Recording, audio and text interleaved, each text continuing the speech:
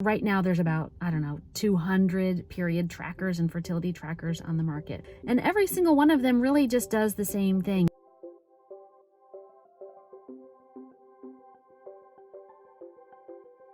Hello, it's Kirsten, and welcome to tonight's episode of the Building of Brazen. As you can see, I'm in the car tonight. I'm headed into a meeting with a bunch of press around the book. There's an event tonight, and there's going to be a bunch of people to talk to about seeing red. And this is part of the Building of Brazen, being in your car and squeezing in 15 minutes of video for you guys just to catch you up on what's going on and what we're doing at Brazen over the last few days. And today I want to talk to you about category creation and the struggles it is when you're creating something completely new.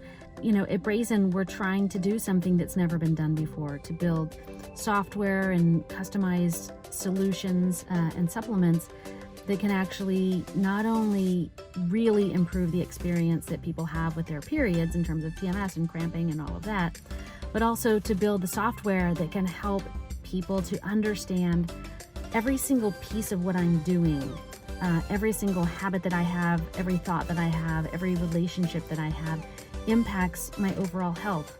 And the ability to identify those things and how those things are related are so incredibly valuable for your health. When you're building a company around that, when you're building a community around that, it requires a tremendous amount of time and money and education to sort of tell a new story. And that's what we mean by category creation.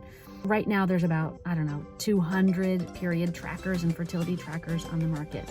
And every single one of them really just does the same thing. They have this ability to take the user-collected data that you are inputting into it every single day, and through a variety of different processes to spit out when you're going to ovulate and when your next period is going to come.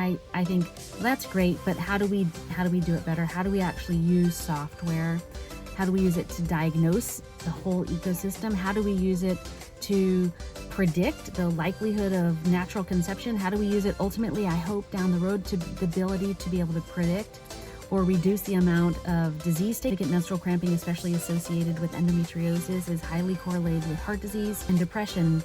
And endometriosis is also linked to, ovarian and endometrial cancer. So can we use the data that we're collecting now not only to reduce the likelihood of those conditions, but also help people to have some predictive value? You can see all of that fits into an entirely new category, which requires a whole new conversation. You are so much more than just PMS and cramping, and that those are just the symptoms of a whole other world that actually is not that hard to fix. And so you can see we'll be talking about so many different things at Brazen. Especially what we're trying to do is learn how to tell the story of this new category that we're creating for you. What's incredibly valuable are your emails and feedback that we get every single day about what makes sense, what upsets you, what's confusing, what's helpful, what inspires you, because really that's what gives me the juice, is when you get inspired. And more importantly, start taking the baby steps to liberating yourself from everything that's holding you back so that you are free to go and kick some amazing ass.